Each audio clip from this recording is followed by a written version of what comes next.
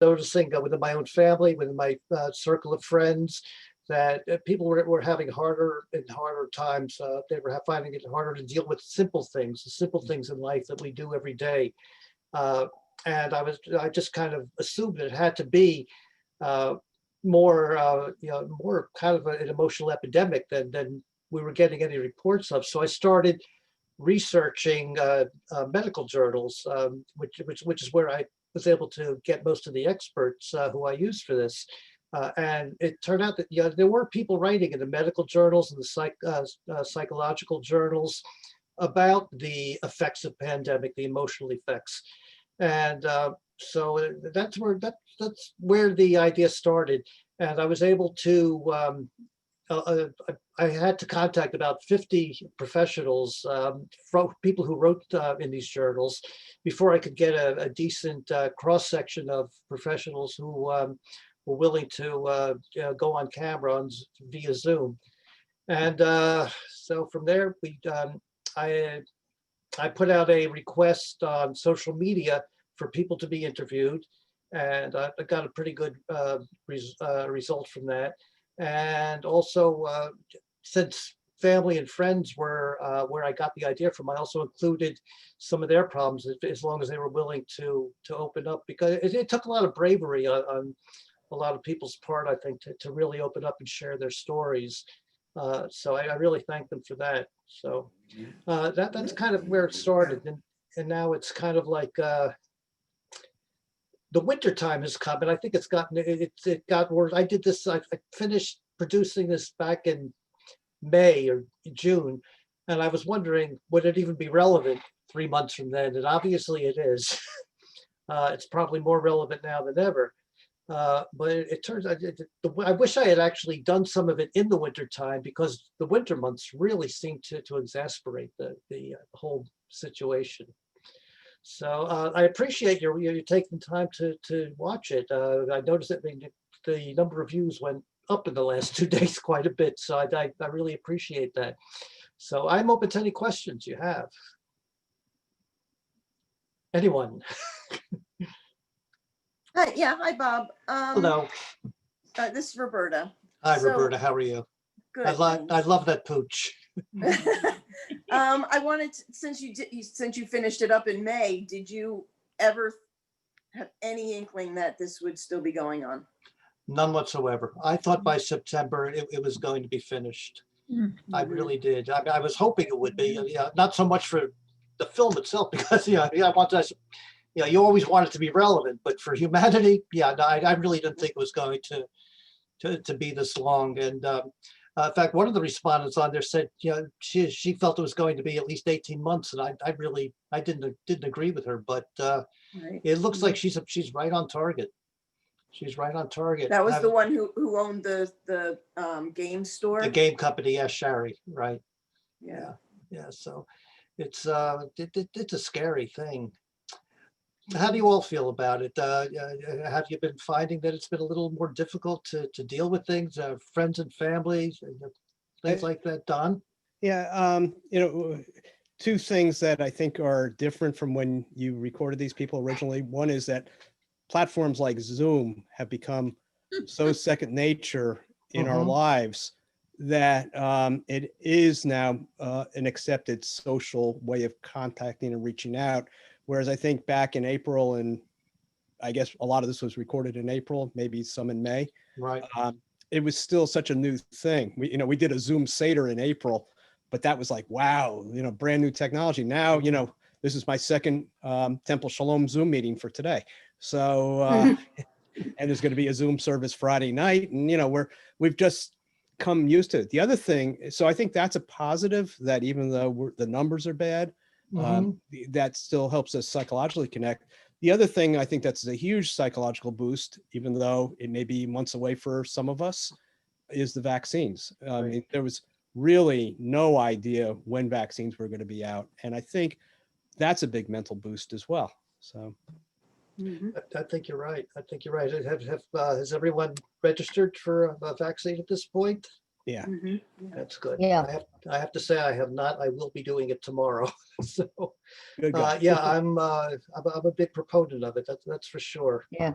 That's for sure. But yeah, yeah, getting back to Zoom, when I first did this, I thought that nobody would really want to watch interviews done on Zoom, but that seems to be, you know, what everyone's used to today. You watch CNN, you watch the major networks, everyone's interviewing by Zoom. So You have no choice. yeah, no It's choice the only way. whatsoever. No choice. How's everyone feeling? Everyone okay? Family okay? Yeah. Yeah, Has- I found that kind of a distant friend through the music world that I'm associated with just passed away I'm so early sorry this to hear morning. that. And that really took me by surprise. I was really, he's in New York, and yeah, it's just very sad, you know, It's sad. in the prime of his life. Yeah. Actually, quite a few people, also someone who was in school with me, probably around 50 or so, passed away just last week. And all of a sudden I started hearing more, unfortunately, about people taking. Yeah, I'm grateful that I'm still here, but I'm one of those long haulers. Yeah. Oh, okay. You had it. Had it, and then I had something else and had a different antibiotic, and then got something else and had another antibiotic, and then I had something else. So this is my 4th antibiotic. Wow. Okay. Are you Well, how are feeling you- how okay, are- Joanne? Well, I didn't get retested yet for what I'm on this antibiotic for because I think I still have it, and yeah, How has it affected you emotionally? Have you from the beginning, emotionally, it was really hard because I used to see my grandson every day, mhm. and now I see Right, him. we watched him. Yeah, we watch him and now I see him. He FaceTimes me himself. He's 3 years old, and he knows how to FaceTime me. Of And course.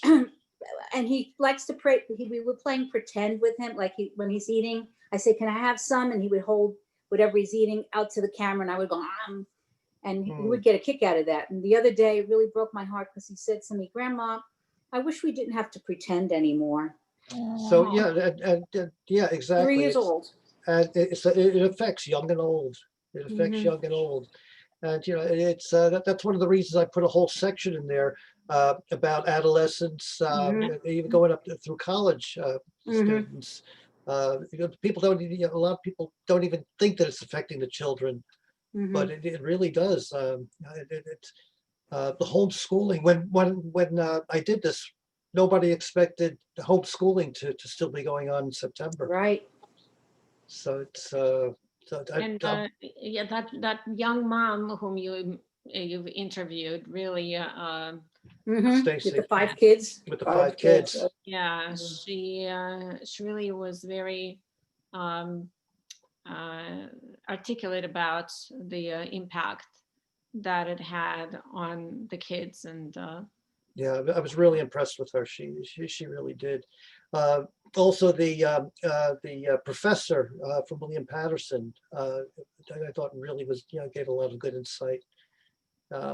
She deals specifically with education, and so it's. But I Go recently ahead. spoke to someone who is also a professor at college, and I could relate to what she was complaining about, that, they can't demand that the college students would turn on the camera. And it is extremely frustrating to teach a class where you have like all blank screens. And no idea what the response is to what you teach. Is just it's very frustrating, right, even Kira, who was the elementary school teacher who was in there, was saying the same thing. It was just very frustrating for her, but she was more concerned about the effect it was having on the kids. So she couldn't force them to be there.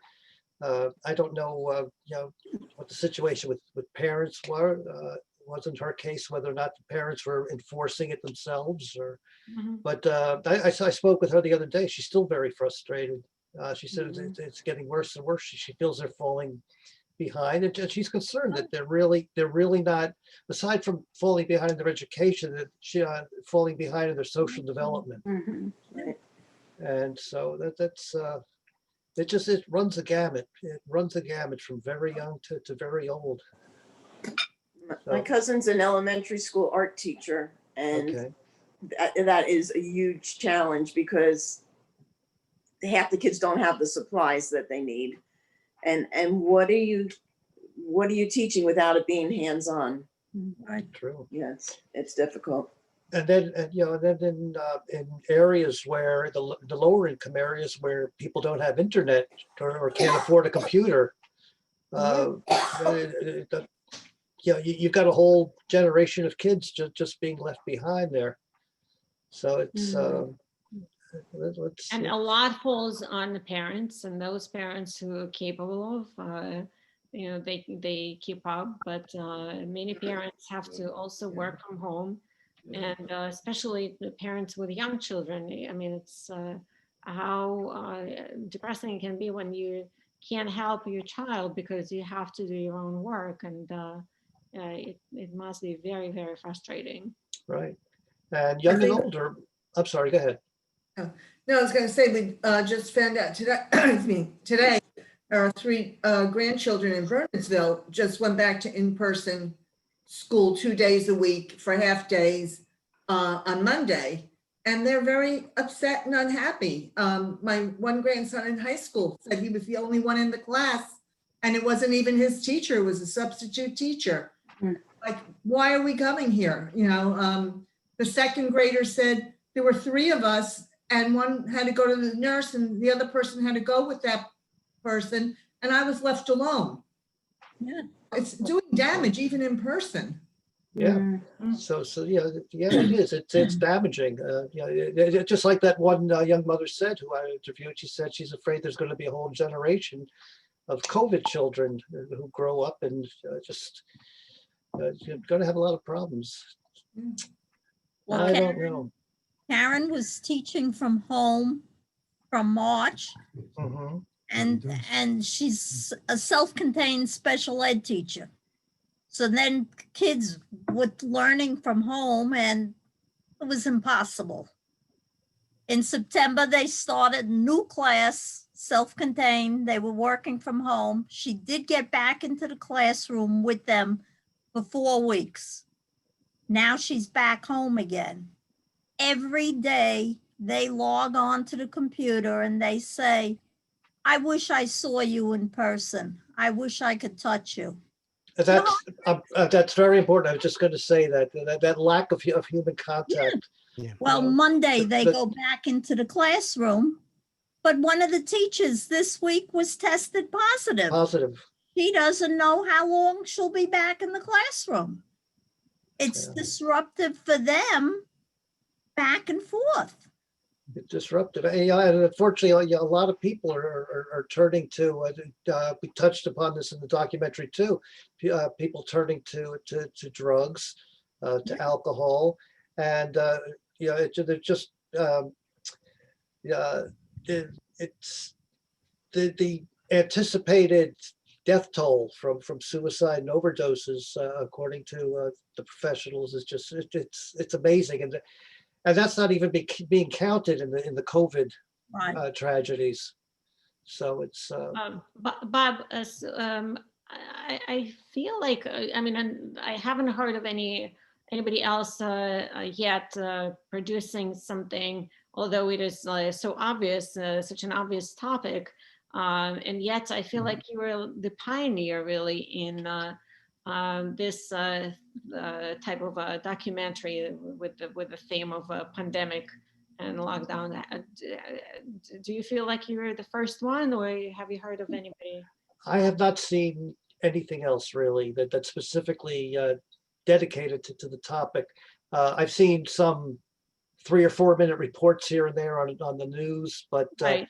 but nothing in depth. Nothing. So in depth. I hope that your documentary will be gaining momentum, and also I'm hoping.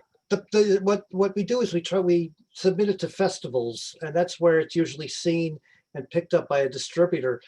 And it's been submitted to festivals. In fact, today it just won another award, a top award, Yeah. and which I'm very happy about. I'm not saying this to brag, but I'm just to say that. No, it's okay. You can. I'm not trying to. Can you tell us what kind of award? Yeah, it was the Diamond Award in the Pinnacle Film Festival out of Hollywood. The Wow. problem is, because it's COVID and there are restrictions on festivals, nothing's really being seen. It's all being seen online, and nobody really looks at online festivals with the same eye that they do when they go in person. So my hopes for widespread distribution are a little, yeah, they're dimming a bit. But I keep trying. I keep sending it out to people who might have some influence to push it. Bob? This was done. There's no money involved in this. I'm not. This was done kind of as a mitzvah. I just want to get it out there. Just nobody else was. Was dealing with the topic, and it just. I think people need to see this. First, people have to be aware that, it's not uncommon, and they have to be able to see it in themselves. They have to be able to see it in their children. They have to see it in their parents, especially the elderly parents, especially the ones living alone. They're really, isolated. The ones with chronic illnesses, because they have even more anxiety about it because they're prone to contracting the virus. And so I just wanted people to be more aware of it. And also I wanted to be able to show them toward the end that there are resources. You're not alone in this. That don't think that you could just be quarantined with your family and feel like you're going completely bananas, but you may think you're the only one, but you're not. And so that's why I did this. I mean, I'd love for it to get distribution. I'm not looking for distribution money. I just want it out there. So that's what. I'm sorry. Go ahead, Don. No, I was going to say, I have a contact, my brother, who has produced one documentary so far. Okay. And has been quite successful. I mean, it's been on PBS nationwide at the local levels, and I know it was aired on Channel 13. It's a local interest story about the Great Swamp. But I'll talk to him. I've talked to him quite often, several times a week, and just see if he has any suggestions and suggest that he watches it, and maybe he has some contacts for you.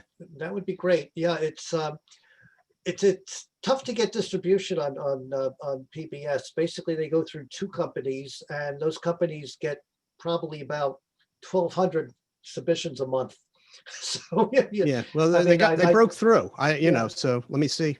Yeah, no, that I really appreciate that, Don. Thank you. Yeah. Sure. Yes, do we have, and we can again share the comments and our emotions regarding sitting at home, but do we have questions specifically about the documentary? I have a question, actually. Sure. One thing that, and I watched it pretty closely. I was looking for this, especially since we're a synagogue. I didn't see any of the suggestions at the end for improving people's place in any faith-based. There was a lot of, maybe yoga is about the closest, and meditation was the closest, but I didn't see anything about community, synagogues, church groups, mosques, anything that's a religious community. And we are seeing a pretty big uptick, at least online, for participation at weekly Shabbat services. That's a good point. I did reach out to, and I probably should have reached out to you, Rabbi, also. I didn't want to use people. Yeah, I'll get into that in a minute. But yeah, I've reached out to probably about 5 or 6 different churches, synagogues, mosques, and nobody really wanted to participate in this. Really? And I didn't ask you, Rabbi, because I didn't want people to think that I was just getting it from my own circle. I wanted people to. The most I used was some people from my own family, but I wanted to make it as objective as possible. Yeah, but if you would have submitted it to PBS, no one would have known. So. That's true. That's true. But yeah, no, I did reach out, but I had time constraints because there were festivals that were coming up that had to be done. It doesn't mean that something can't be added. And that's very good. And I don't think it was that widely done back in April and May. I mean, I think we're seeing an uptick as this is developed and as people need just like Zoom. I mean, it was not an acceptable platform very much. Right. for the first couple of months. So I would assume that made a difference as well on how people were coping. So Sure. Bob, you mentioned a couple of family members that you engaged in this documentary. Right. Yeah, well, my wife, who, well, yeah, she admits it. Yeah, she has a history of depression, so this really, when she was furloughed, it really affected her. And one of the reasons I wanted to use her is because she really used a lot of the suggestions that the professionals were giving to structure your day to keep it, so you wouldn't just stay in bed. She would go into her studio for half a day and she would make jewelry. We'd have a set time to have lunch, and we would make sure we talked about things that were bothering her, bothering us, bothering me. And then she would spend the next half of the day baking. And so this was one of her ways of coping with that. My daughter Laura, she's been diagnosed with bipolar. So that's one of the things I wanted to do, is I wanted to show how it was affecting people with existing emotional conditions. So they both agreed to be interviewed for this, and I thank them very much for that. I thought it took a lot of courage. So I used them because I saw this every day. I could see that, well, this was the genesis for the idea. So and the one other relative I used in there was Kira. She's a teacher in elementary school. She has OCD, and really bad, that she has a hard time. And the way that, so she was having a lot of trouble coping with living alone. She had just started a job teaching in a new town, like 300 miles away from her family. And she was, she had a lot of interesting ways of coping, but she realized what she was going through because of this. So I thank them very much for being courageous to tell their stories. I was really surprised at when I put it out on social media, asking for people who were willing to be interviewed, the number of people I got. I had to cut it down quite a bit. I had probably had about 20 people. I kind of cut it down to half of that, to make it fit in there. Mhm. So Anybody else? Michelle? Yeah, Bob, I'm curious.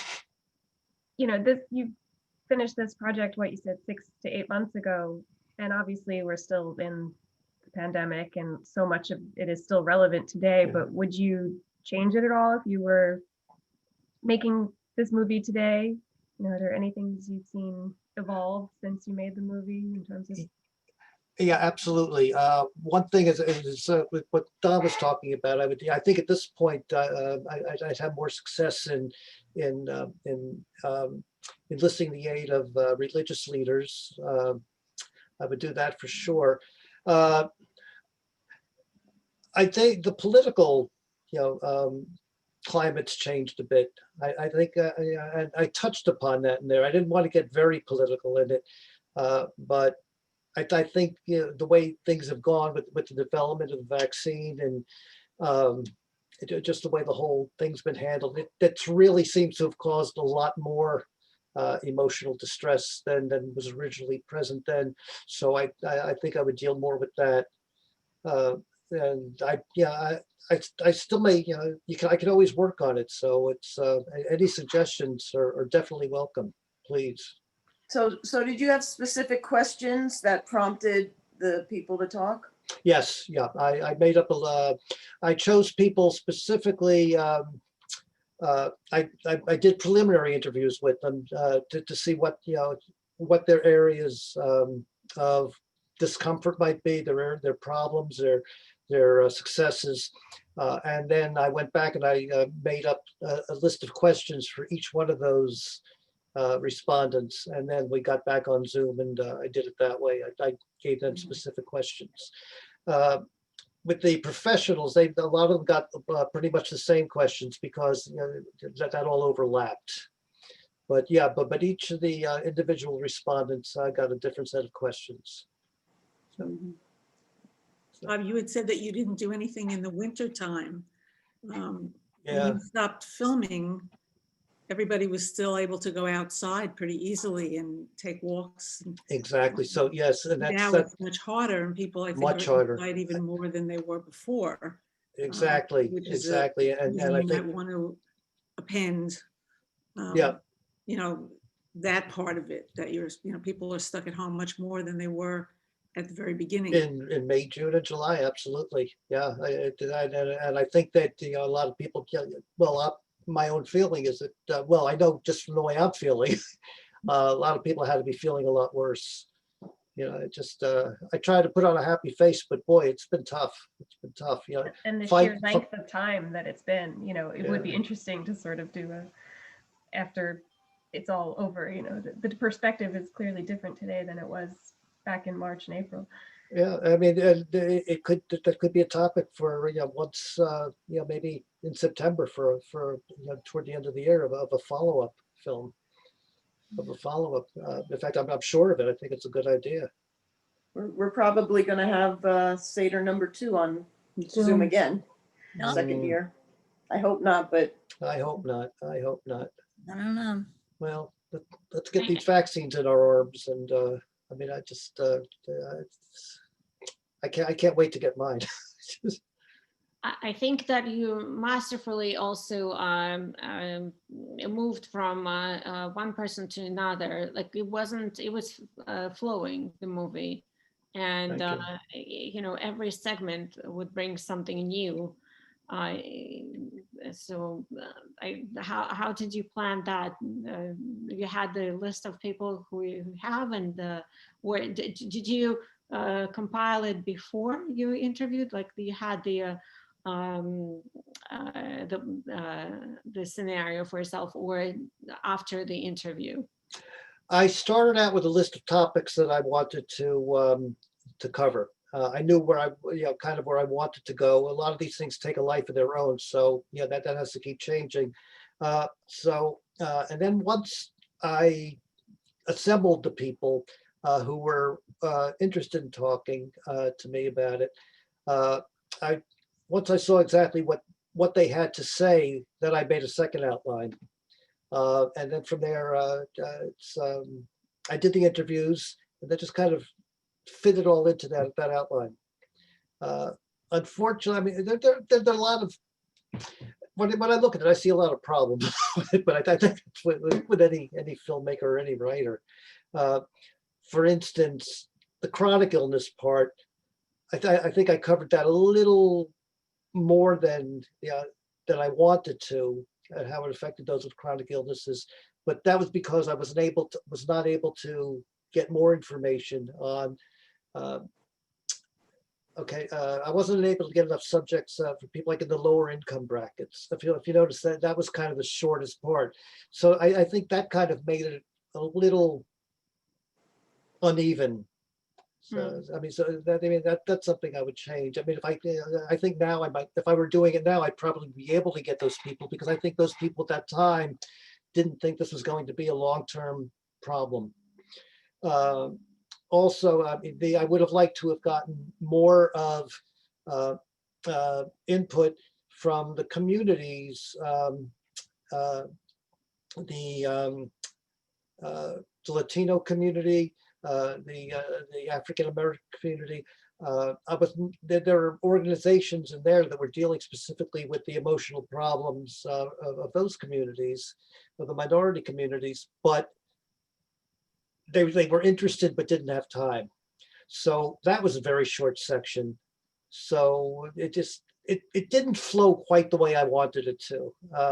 But at some point you have to say, okay, so you got to get this out there. Just like with a high holiday recording, right? Right. Yeah, we had to draw the line. at some we had to draw the line somewhere there, didn't we?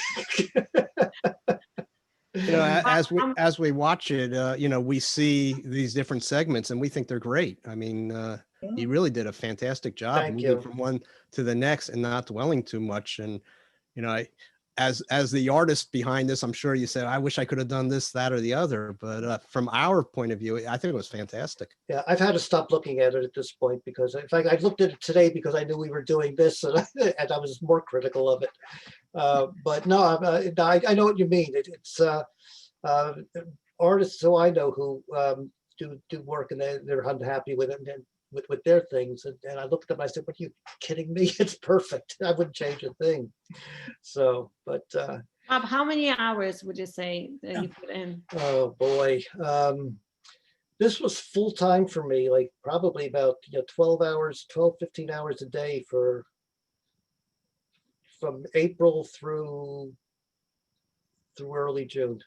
Wow. 7 days a week. And it was probably it's not the longest film I put together. It's not the longest project I've done, but it was the most complex next to the High Holy Days, which comes second. that was complex. But I was going over notes. I have my folders that thick on it. So, but I'm glad I did it. I'm glad people are watching it. And Rabbi, thank you very much for this opportunity to get it seen. And please share the link with anyone. It's out. I have it out there purposely for the public. There's no charge. I just want people to see it. I want people to see, like I said, that they're not alone. That there are avenues that they can go to. I was very fortunate that to get some very high-profile professionals to comment. These are people who write for medical journals, and I didn't think any of them would ever get back to me, but all of them said, "Yeah, there's no one who's doing this now. We want to be a part of it," and I was very glad. Where did you get your idea for the music track in the background? I wanted to keep it all kind of, thank you for mentioning that. I wanted to keep that all kind of going with the tone of each individual piece. I could not have, this was done on a budget, so I couldn't afford to hire a composer. But there are sites out there where new musicians are willing to let you use their music as long as you credit them. So this way they get exposure. So I don't know if you noticed at the end, everyone was credited.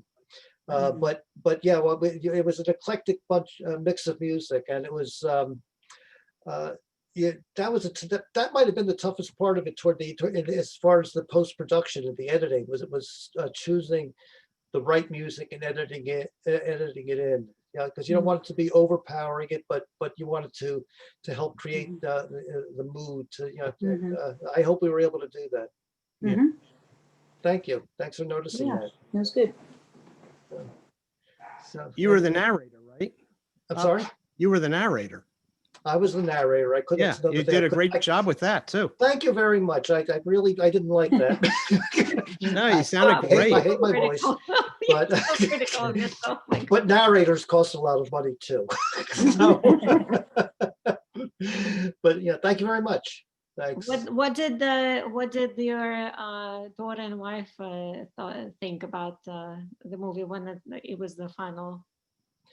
My wife loves it. She's really happy with it. She's very happy that she played a part in it. Laura won't look at it. Children. I'm sorry. It's interesting. She doesn't watch any of my work. I don't know why, but that's okay. But she was very happy to be a part of it, she said. So I did edit out a little bit because she I didn't want either of them to feel uncomfortable with what they were doing or what they were saying. But yeah, Laura tends to get a little more involved and a little personal.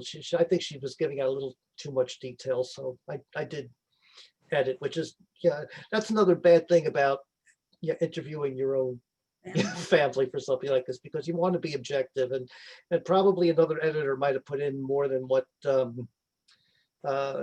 more of what she said, but I did edit it too. I wanted her to be comfortable with the final product. So. I thought it was kind of funny when that mother was being interviewed and the kid behind the curtain, behind Oh, that surprised me. in the very beginning, we saw it move. In the Yeah, very no, first shot, no. we saw it move. We said, somebody's behind there. And it surprised me. And then I asked if I could keep that in. Yeah, no, it was good. I had to get a release from her too. Everyone had to sign a release. Yeah, I thought that was a bit of good comic relief for Yeah. you need to do that for when you have Uh-huh. such a topic like this, and even with the music that's going on, it's like, Mhm. so yeah, that worked out well. Yeah, Mhm. I was really happy with the people who were willing to be a part of this. Yeah, like I said, it's very courageous to open yourself up to Mhm. whether it's the world or 10 viewers. It's a Mhm. courageous thing to do, and I thank them all. Mhm. So. Anybody? Bob, could you tell us maybe, since we enjoyed watching this one, maybe somebody will be interested in watching some of other of your work. Would you like to put Okay. it out there? Okay, anyone who wants to, can you provide my email to everyone? And anyone who wants to see anything, let me know and I will give you the link. You've seen my work. Do you think my work is appropriate? What kind of subjects do you have? It's a little offbeat. It's middle, kind of avant-garde. Yeah, I would also say it's this one movie was the short movie was avant-garde. Yeah, I think you're right. Yeah, I think both of them were a little offbeat.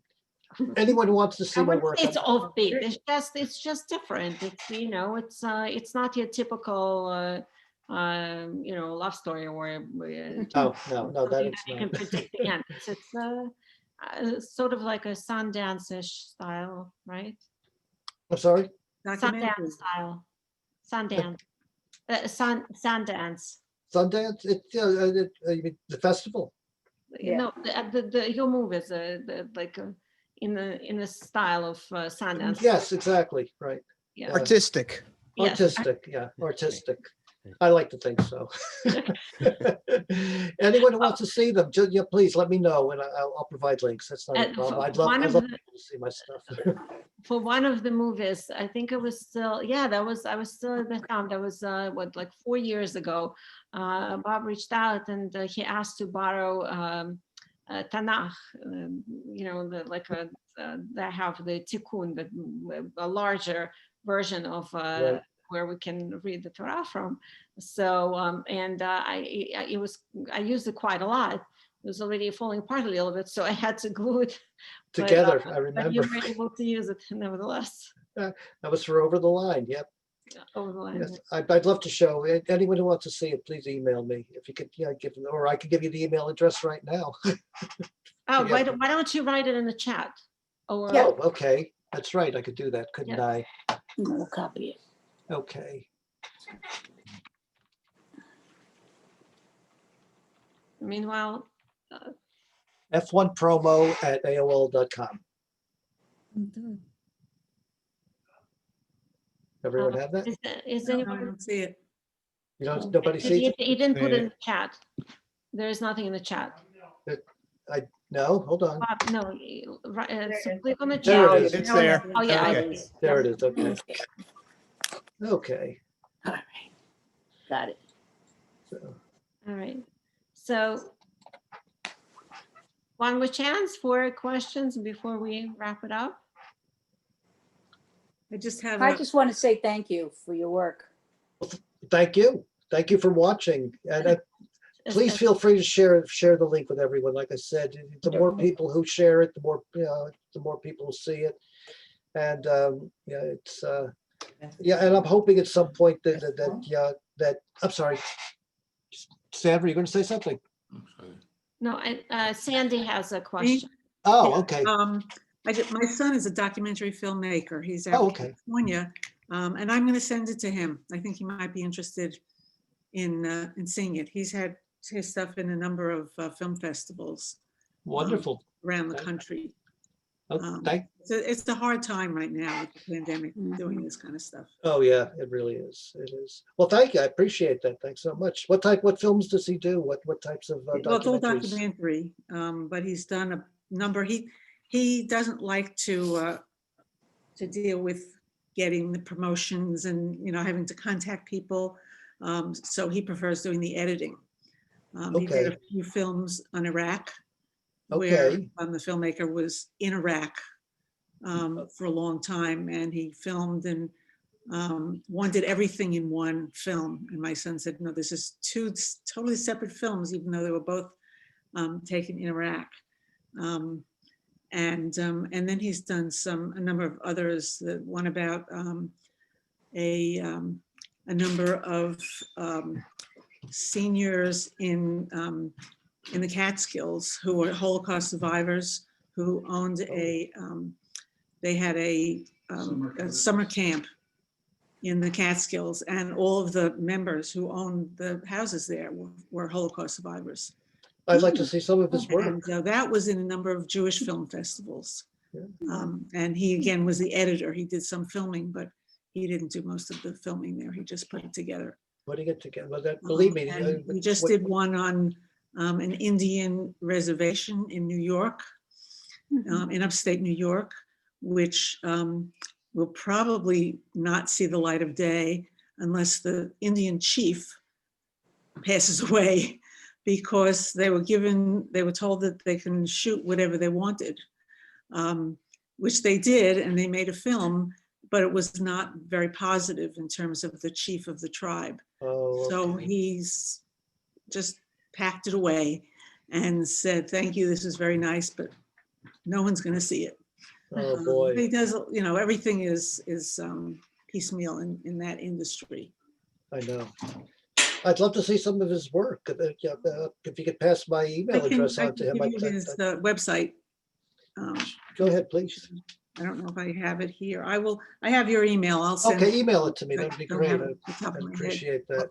But it's all on his website. Yeah, that's great. Yeah, that's great. I'm always trying to grow the community. That's how independent film works. I mean, the more people you know, the more contacts you get, the better the industry is. And maybe some of us will even make a few dollars one day, which would be nice. Yeah. Do you have Facebook or YouTube channels or anything like that, which are pretty popular ways of getting word out there? I use Facebook very often to try to get this out. Facebook, Twitter, and yeah, it's really up to, if people don't retweet and recommend it, it's kind of tough because it's just so cluttered these days. It's getting the message out is tough. But yeah, I use this all the avenues that I believe are available. Yeah, I've got the website. I have I send out a lot of press releases, video press releases, audio press releases. It's a tough industry. What's your website, Bob? Okay, it's let me get that down too.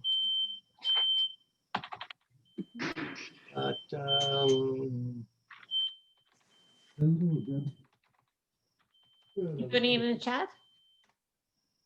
I Where's see. the lake.com. Okay. Right, Oh, right. that's at the end of the film, isn't it? That's right. Yeah. Yeah. Right. Yeah. Where's the lake promotions? Because I live in Lake Hiawatha, which does not have a lake, and during the summer, people are always stopping me and saying, "Where's the lake?" So. And nevertheless, during Sandy, your house was flooded. I'm sorry. And nevertheless, during Sandy, your house got flooded. Oh, it sure did. And Yeah. how many months did you spend in a hotel? Yeah, actually, that was Hurricane Irene. We were in a hotel. Oh, Irene, I'm sorry. Yeah, and we were at the Days Inn for 9 months. Wow. 9 months. Yeah, the three of That us. is something that you could have used as a theme for your documentary. That was also quite a challenge that your family had to go through. Yeah, that was something. That was something. We didn't see the dogs for a year. They lived in Queens. Oh, boy. Yeah, because even when we came back after 9 months, it was still nails all over the place, and they spent a year away from us. they were very angry. They were angry. But they survived. We all survived it. Well, thank you so much, Bob. I hope that, Bakaru Bayameno, soon enough, maybe you'll be able to make a documentary how we all come out and reunite and Wouldn't that be nice? celebrate. That And, would be great. Up That would be something great. uplifting. I have hope. I have hope. I have hope Yeah. for all of us. We're getting Why- there, getting there. We will. I thank you all very much for watching, and and you've got my email. Any questions you have, and any suggestions on I'm very open to comments, negative, positive, but negative helps. Negative helps. It really does.